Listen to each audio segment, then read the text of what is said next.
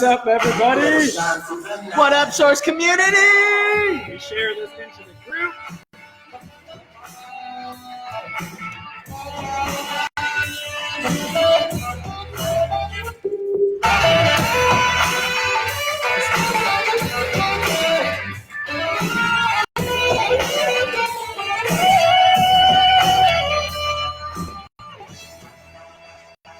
Welcome, everybody. Welcome to a free virtual workshop with myself, Dr. Jordan Fairley, and myself, Dr. Dyllon. We are so excited that you guys are here.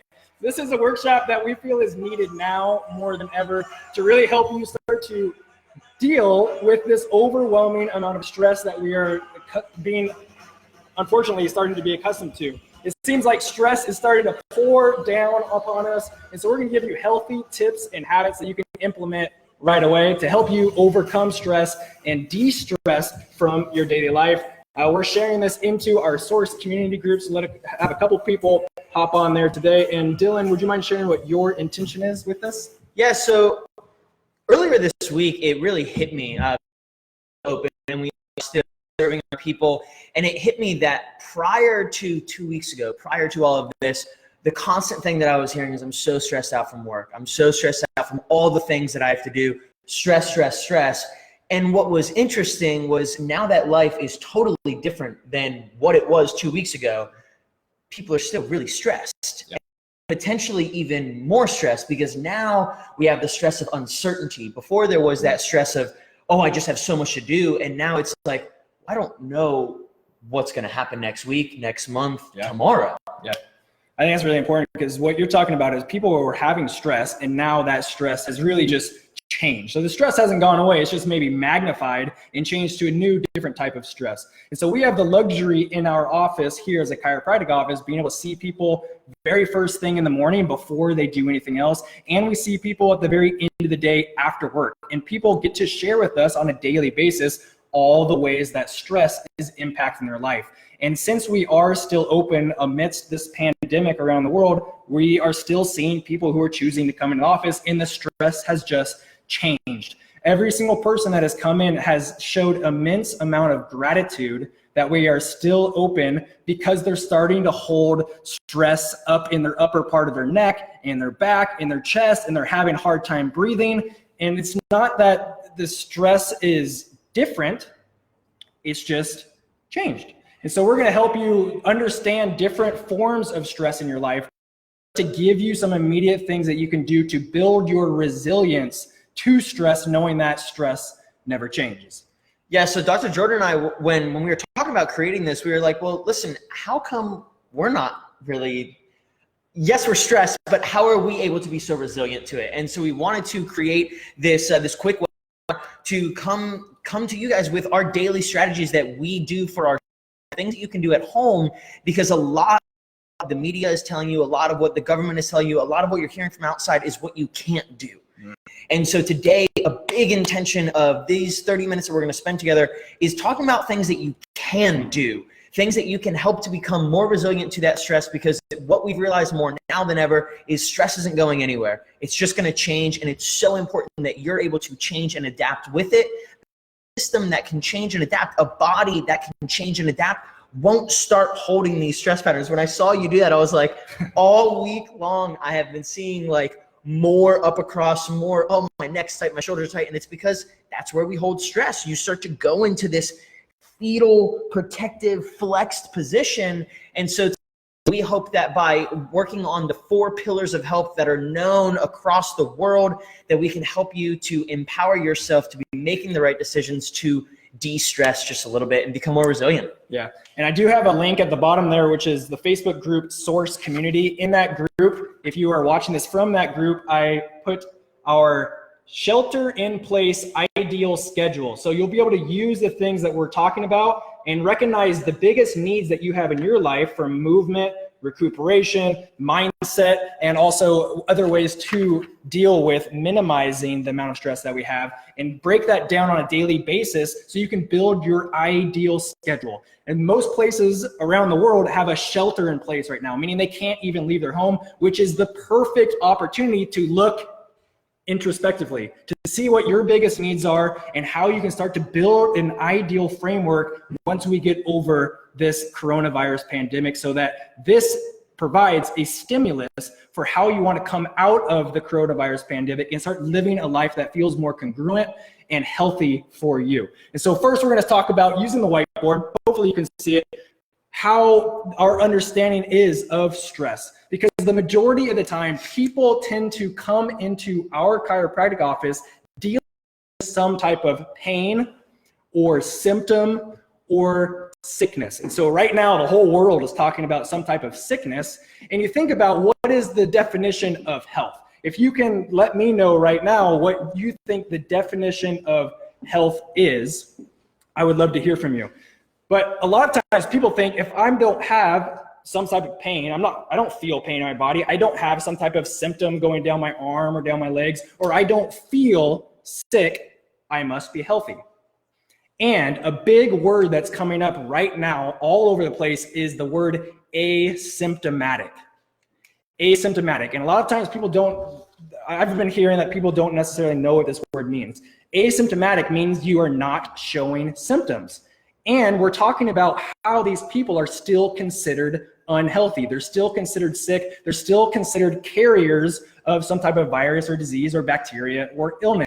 And so even though they're not showing a symptom, we still are recognizing that these people are not healthy. So focusing just on pain, symptoms, and sickness, and thinking that if I don't have those, I must be healthy, is a flawed mentality, because we're looking at all of these are really just effects.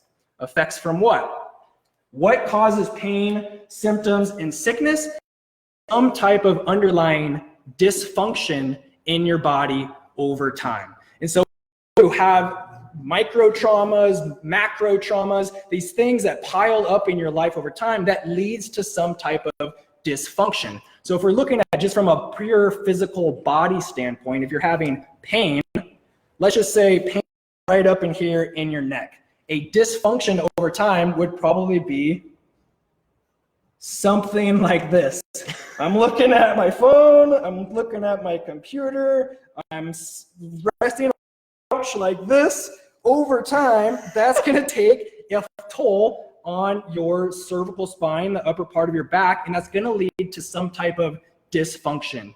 Then that may or may not, depending on how long it's been, that result in some type of pain or symptom. So it's some type of underlying dysfunction that leads to this stuff. Can you give people another example of a dysfunction that would lead to some other type of symptom or sickness? Yes, so another dysfunction that could lead to symptom or sickness, let's talk about the immune system. If your immune system is not functioning properly and you're not able to be as resilient as you walk through this world, we all know people that every single flu season comes around, they just seem to get sick, or maybe this is yourself. That is an indicator of dysfunction within your normal immune system. The immune system is designed to be able to combat with viruses and bacteria, of which there are millions all over the place. And so a good symptom and sickness of the immune system not functioning to its full degree, to have the full strength, would be getting sick, and not just getting sick once or twice, but getting sick frequently. That's the big thing. So what are the main three things that lead to some type of dysfunction?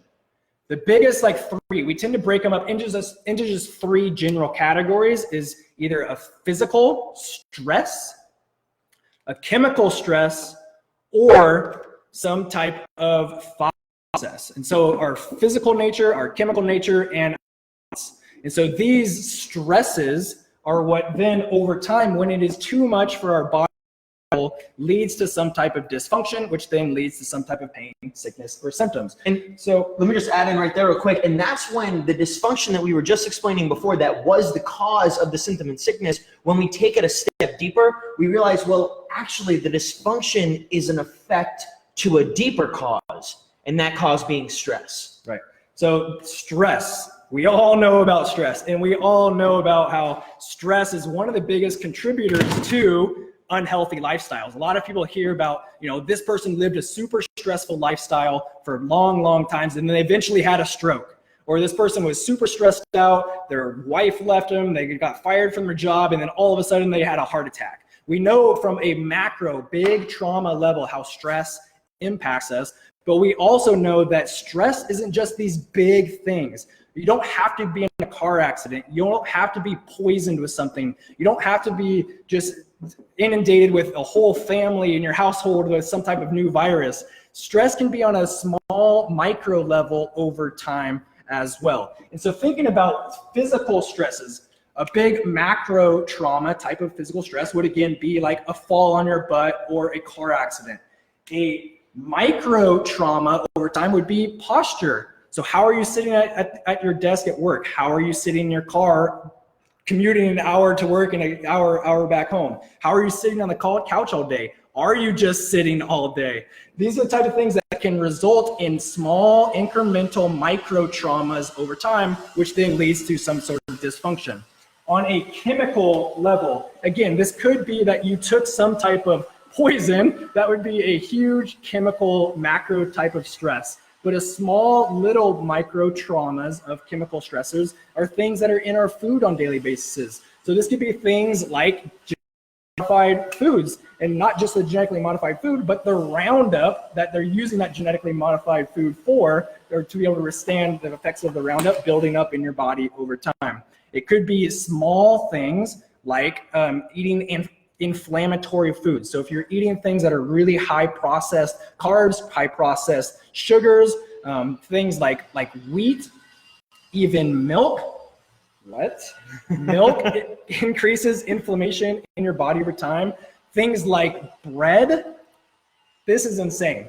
So we all know, like, people are thinking that it's Armageddon right now and they're rushing to the stores and there's hour-and-a-half long waits at the grocery store just to get a loaf of bread.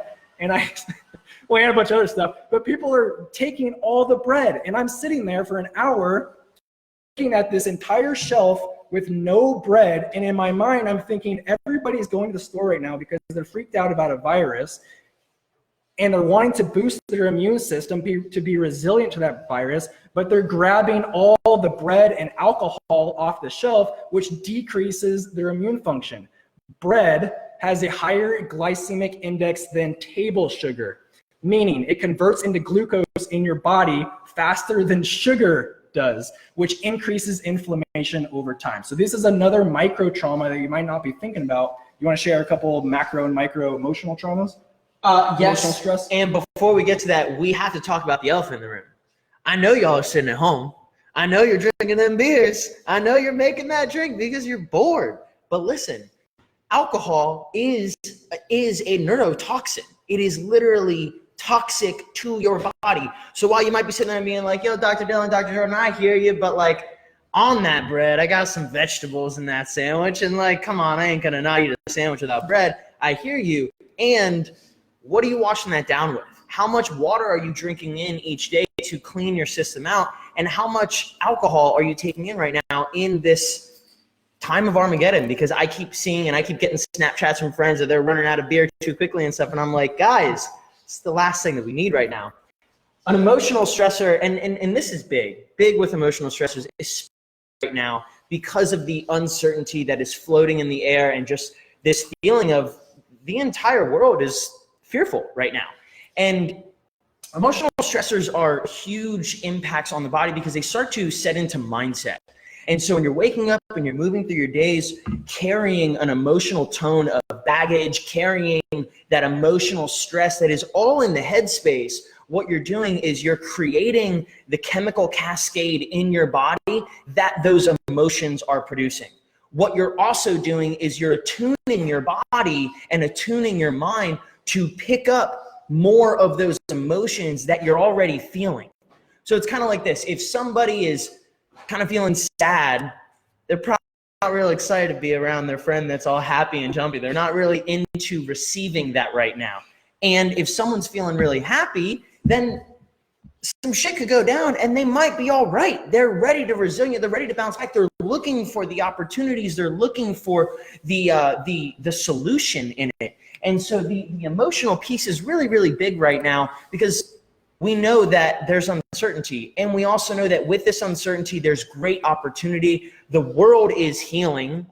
on nature is healing. And so let's try to focus on things that are more positive, and let's try to focus on things that are solution based. I mean, that's part of the reason why we're here right now. We're going to get into a ton of solutions here in a second. And I just want to touch on two more emotional components. A big macro emotional stressor right now could be that you lost your job, right? You lost your job, or you're not working. Your kids in school, so you're trying to figure out how to do daycare with them. And a micro emotional stressor that is repetitive is scrolling Facebook. Almost every post that we see has to do something with this pandemic worldwide. Either people are sharing positive, encouraging, supportive things, or people are making memes that are just talking negatively about other people and their feelings. And so think about that from just having that awareness and that lens is when I'm observing this, as I'm scrolling down Facebook, is this something that's creating an emotional response right now? To look at it and not have that type of emotional response. And so we understand that there's physical, chemical, and emotional stressors over time that lead to some type of dysfunction. So what can you do about it? So this is where a lot of people focus. They focus on, well, I just want to de-stress. I just need to de-stress. And even the title of this video was ways that you can de-stress. And the reason I wrote that is because this is where most people think. Most medical communities talk about dysfunction here, or covering up the pain, symptoms, and sickness, but there's more and more layers, the deeper questions that you start to ask yourself. So how can we build our resilience to all of this stress, knowing that stress never stops? And so we're gonna write increasing our resilience on there. You could say increase your adaptation as well, because we understand that is your body's inability to adapt over time to this stress that leads to some type of dysfunction over time.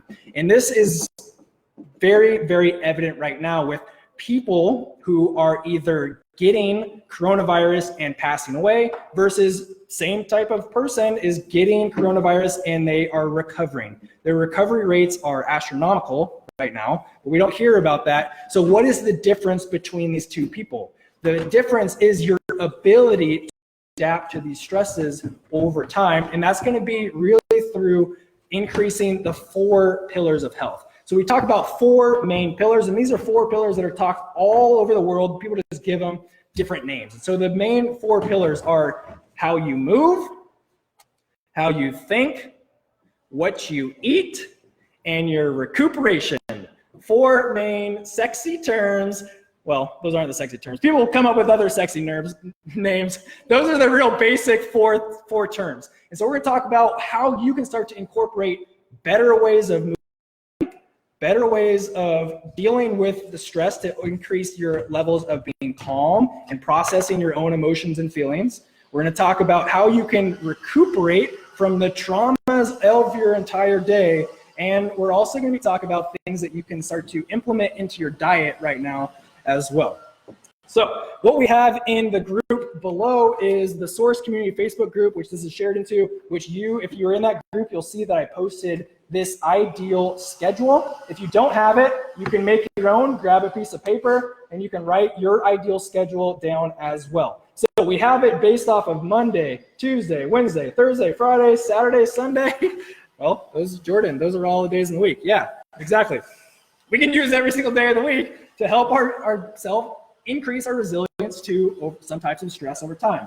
So movement, what can you do to increase your body's resilience to stress? The first one that I have to say is move. Move your body. Just move.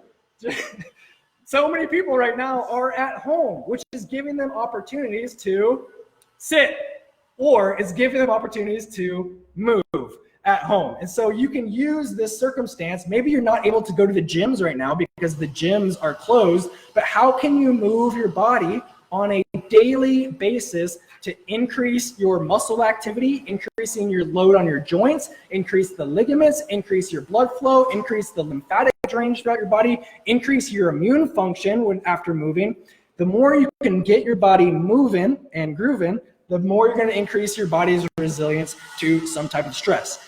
And there is a way where you can overdo this. So back when I was running 100 miles per week in college, I was at the threshold of being on the border of training too much and training, to a way that was just productive over time. You can train too much. So listen to your body. A good indicator for if you are training too much would be waking up the next day and feeling that you didn't get recuperation. Simple. There are tons and tons of other indicators, but that is very, very simple. Move your body. Walking.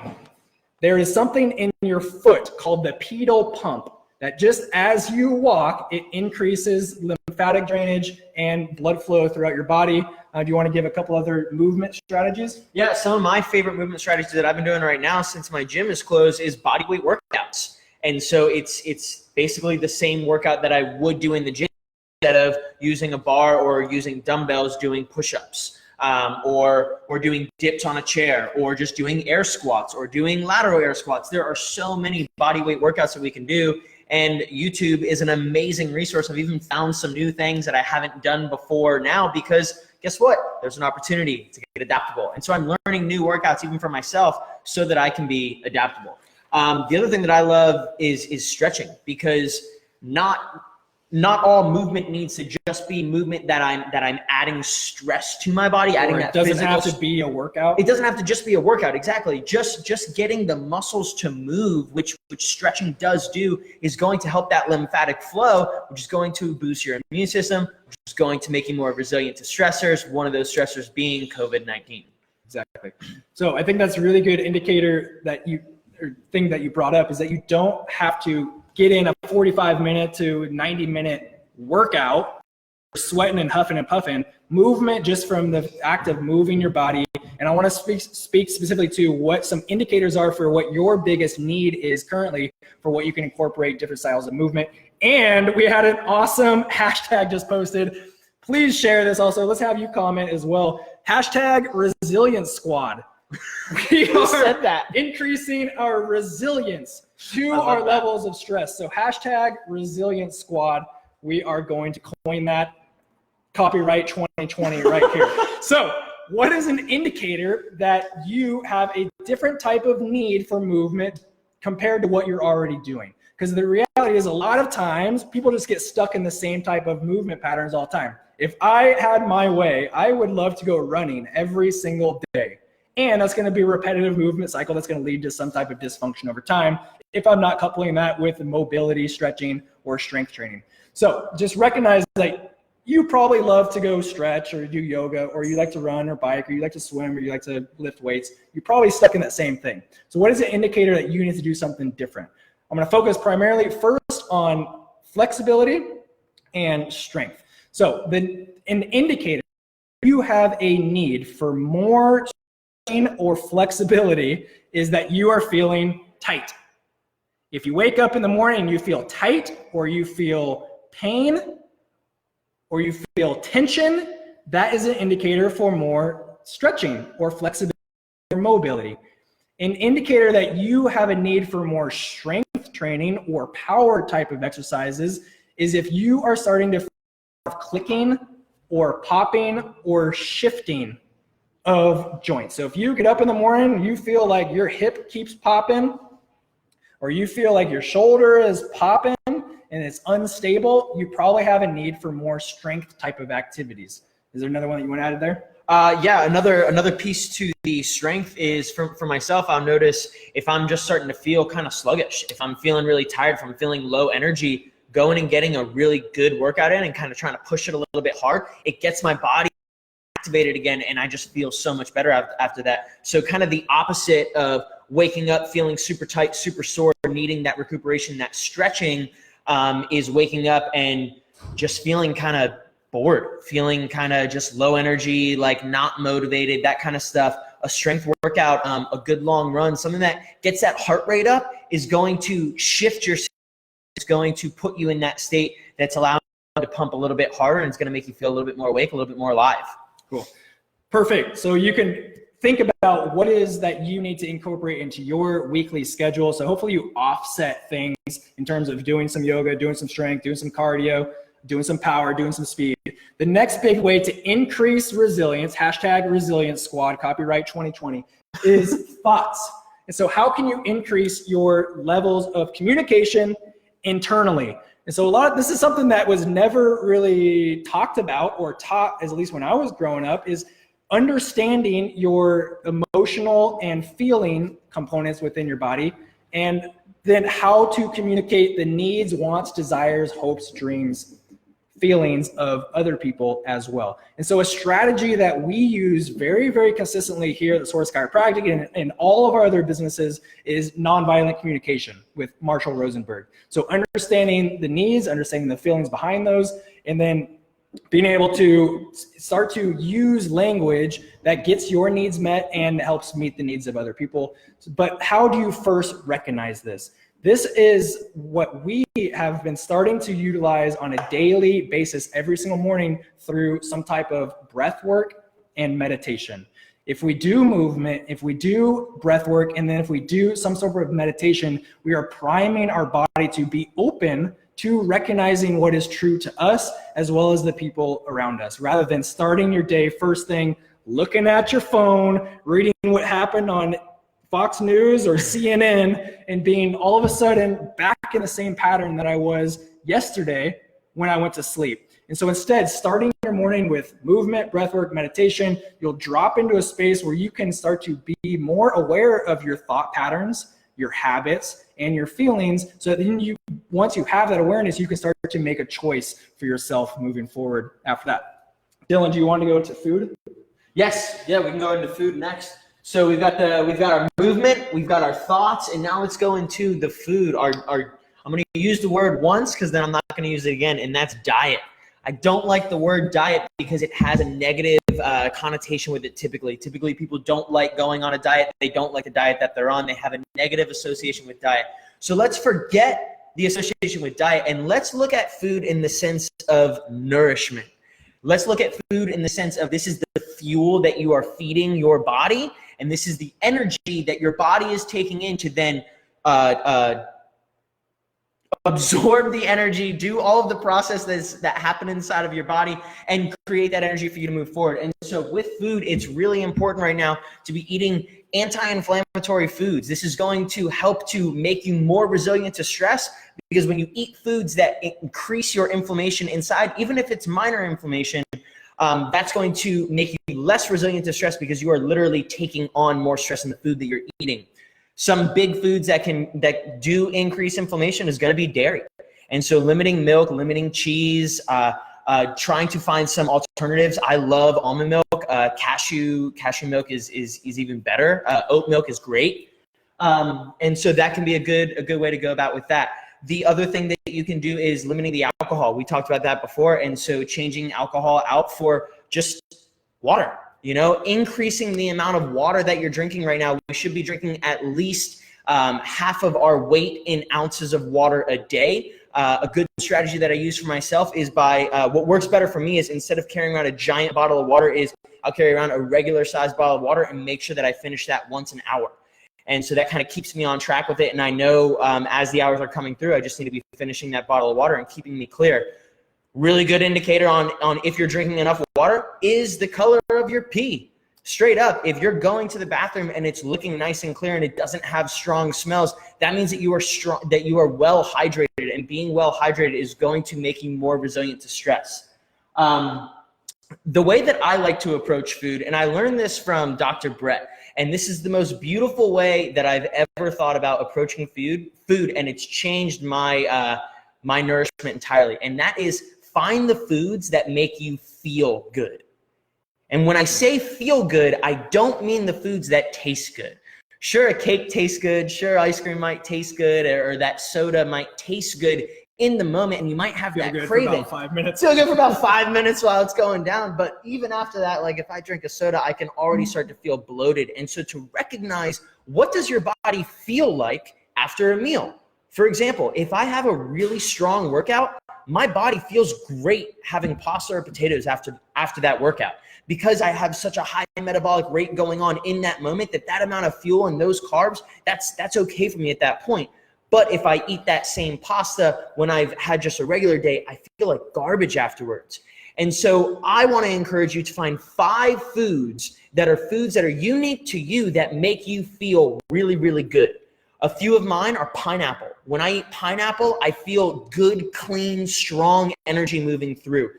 Berries make me feel that same way. Avocado, I love avocados, and I always feel just a rejuvenating energy that lasts for a long time. I never feel bloated. And chicken and fish are those two meats are my cleanest meats. I'm not saying that I don't ever eat red meat, but I do notice that when I eat some red meat, I might feel a little bit heavier. And so what feelings could you be feeling to know if the food that you're taking in is food that is serving you or not? And that's going to be if you're feeling heavy, if you're feeling sluggish, if you're feeling slow, if you're feeling like after that meal, you could not do any workout without feeling like garbage, it's probably a food that you want to start avoiding. If you're feeling after you eat a meal like you've got good energy, if you're feeling like you have clear thoughts, like you could read a book and stay focused, like you could go do a workout and feel really good, like you don't feel like you need to just sit on the couch and not move and unbutton your pants and all that kind of stuff, those are going to be foods that are good for you and that you should lean into eating more and try to incorporate those into your diet. Jordan mentioned earlier, and I just don't want to move on from food before mentioning this again, is that's also finding the foods that are not filled full of chemicals, because chemicals coming into your body are also going to be stressors, increasing your stress, decreasing your resilience to stress. You can Google search the Clean 15 and the Dirty Dozen. That's kind of my guiding scope on when I'm choosing how to spend my money on my food that's organic and not organic. Clean 15 are going to be the foods that you can eat and you don't necessarily need to buy organic because they have lower pesticides or they have a good covering that protects the food that you're eating.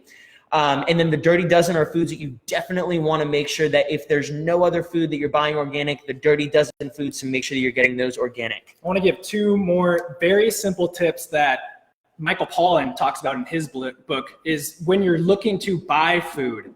The first one is shop around the perimeter of the store. This is where all the perishable things are. These are where the real foods are. And so if you're eating real food, you're probably going to be eating a little bit healthier than if you're in the center of the grocery store. The center is the area of the store where things can just last on the shelf for a very, very long time. So these are not foods. These are food-like substances. So try and stick around the perimeter of the store. And then the second part, which I was starting to touch on, is if you start to read the label and you look at the ingredients on there and you recognize some name or you see a name of some type of food-like substance that your great grandma would not recognize as food,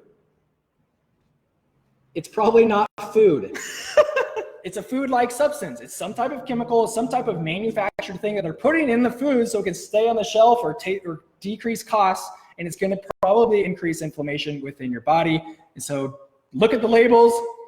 This is even true with peanut butter. Peanut butter. What do you think the main ingredient in peanut butter should be? Peanuts? You would think, but only like the organic kind of peanut butters have peanuts. There's so many other like Jif. Sorry, Jif. People who work out there, but your peanut butter has 20 ingredients. It's probably not peanut butter. And right now, if you've been enjoying this, please give us some hearts, give us some likes. We are hoping to provide as much value as possible in things that you can actually do in your life to help boost your body's resilience to stress. So give us a couple likes and get your ass up because we're going to be dancing a little bit more too, because you've probably been sitting this entire time while we are talking. Let me get my guitar real quick.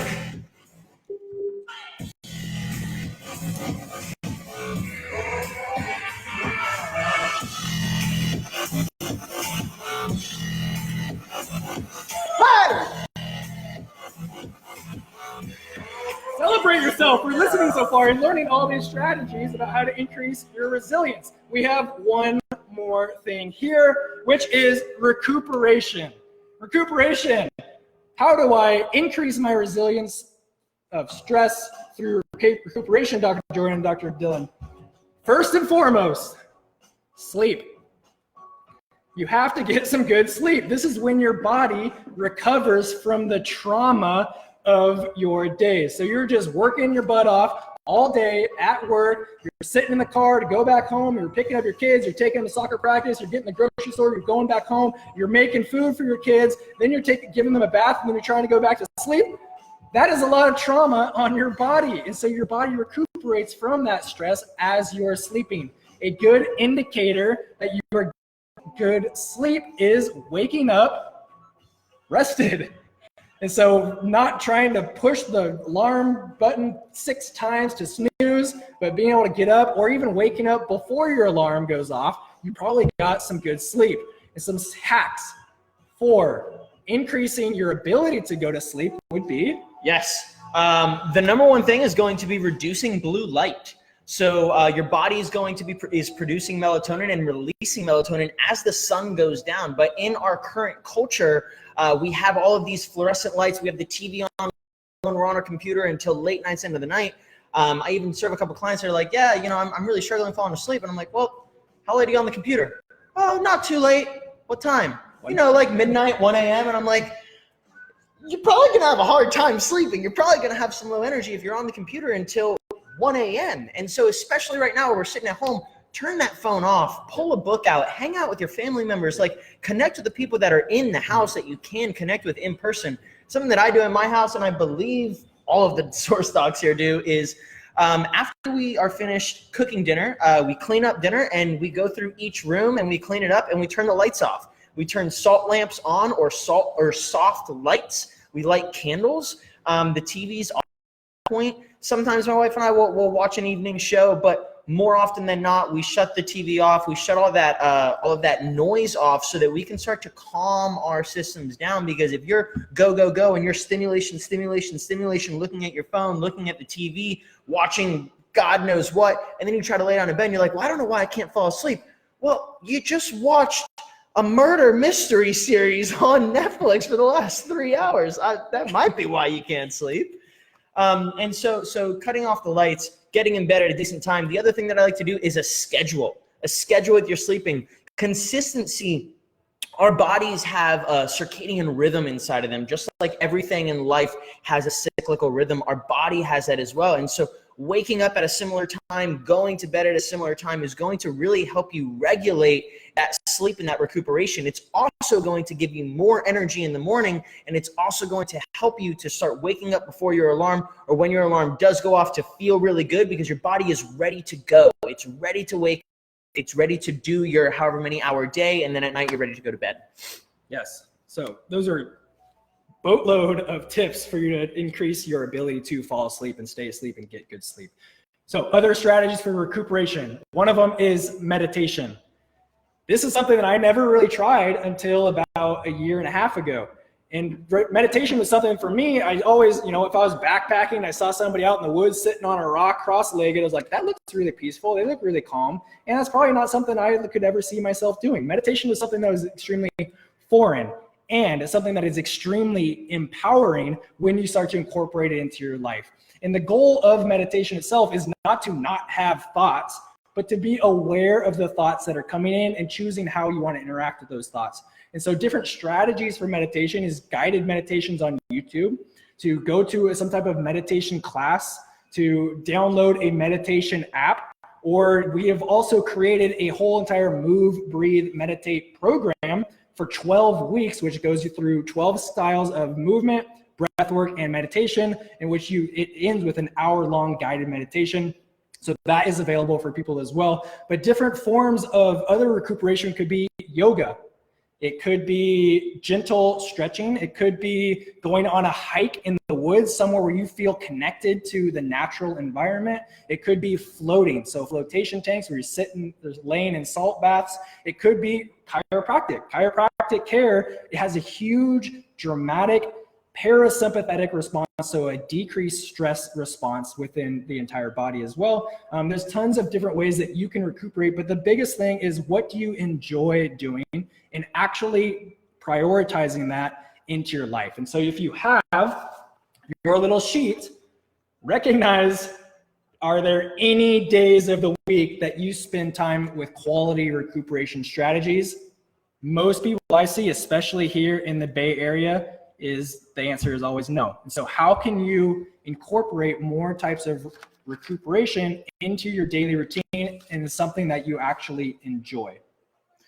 Recuperation is a big piece for the purpose of this lesson today, because one of the golden opportunities that we do have with quarantining and with the shelter in place is we can all really go in on recuperation. But if we go in on recuperation without education and we think that we're recuperating by just sitting on the couch, watching TV all day long, you are going to come out of this shelter in place time and you are going to feel like garbage. You're going to be hunched over. It's going to be sore in all these different ways. You're not going to be ready to adapt to the new stressors that is getting back to work. And you're probably going to have some really low energy from just taking 2, 3, 4 weeks, however long this is, of just sitting there and doing nothing. And that's one of the main reasons why we're still here, is to help people recuperate, to help people move these stresses through their body, to help people feel like they can return to that parasympathetic nervous system resting state more often. And it's also to be here for you guys and to empower you with strategies to rest and recuperate. The Move, Breathe, Meditate program that we've both been following has been foundational for me. It's been life-changing. I started doing that style thing in chiropractic school before it was a program, and then we realized how important this was for people outside of chiropractic as well. It's all full home, and it's my number one strategy that I would give to you guys right now, because it encompasses everything. It's going to start you off with movement. Then it's going to take you in and help you break down and understand and connect with your thoughts so you can feel clear, know your thoughts and not everyone else's thoughts. It doesn't really focus on food, I'll be honest. It's not really about food. Not yet. But then recuperation as well, because every single morning at the end of that, even if I was tired and wasn't feeling it when I wanted to get started, by the end of it, I feel connected to my center. I feel recuperated and I feel empowered to go move through my day no matter what is happening outside in the world around me. So movement, breath work, meditation, chiropractic, those are the main gifts. Those are our medicine, because it's what we use and it's what continues to work, because these are life principles. Yes, love that. If you're interested, I have, I don't know if it's down or up, I have a link to our source community. The source community is empowerment community. Hopefully what you found from this video today is that we're just wanting to share things that you can do, since we're being told by everyone else in the world right now what we can't do. And we also have that Move, Breathe, Meditate program available, which is a 12-week program. This is something that was priced at $500, and we bumped up the price yesterday or 2 days ago. But then we decided, with everything going on in the world right now, the world needs more connection to self. And so can you spend a quality time in the mornings every single day to get some movement and get some breath work and get some meditation in? And can you start to live a life that is feeling more congruent and passionate and authentic to yourself? Because the more people we have that are doing that, the more we're going to touch the lives authentically, congruently, and passionately with everybody else in our world. And so I hope that you found value in this today. Please let us know if you have any other questions. Hashtag Resilience Squad now. And if you're interested in that, put down hashtag Resilience Squad and we'll send you a special link as well. Anything else you want to close out with? Yeah, I just, the last thing that we wanted to make sure that we empowered you guys with is this schedule that we've talked about a couple times. And so just real quickly moving through the schedule, if you look through thing, we have movement, nutrition, mindset, and minimizing stress. And so each day, what I encourage you to do is to find a few things that can be daily routines. Meditation daily. Mild movement daily would be really awesome. And then to also find things, and so nutrition, you can go in there and build out what meals do I want to do this week that are going to be anti-inflammatory meals, because when you don't have a plan, that's when you're going to be getting the convenience, and convenience doesn't always set you up to be as resilient as you can be with stress. Having a plan is going to be what makes you the most resilient to stress. So you can have daily things that you put in, and you can also block out bigger things that break each maybe Tuesday and Thursday you're doing a bigger workout, or maybe every Wednesday and Friday you're doing a longer meditation. And so really want to empower you to use this schedule. You don't need to fill every single block, but the more blocks you fill and the more planned out you can create this time in quarantine, the more you can hijack the circumstance that we're in and create opportunities out of what we're being out of the cards we're being dealt. Yes, so we had a couple questions in here. Mara asked if tequila is bad. Yes, probably going to decrease your body's resilience. And then Anthony also talking about people who are of a more susceptible age currently to different types of illnesses or are of the aging population. And hopefully what you've seen with the things that we talked about today is these are not just, you need to do this right now. More so they are principles and guidelines for increasing your body's ability to adapt to levels of stress and increase your body's resilience. So regardless of your age, regardless of other health circumstances that you have, these are fundamental principles for health.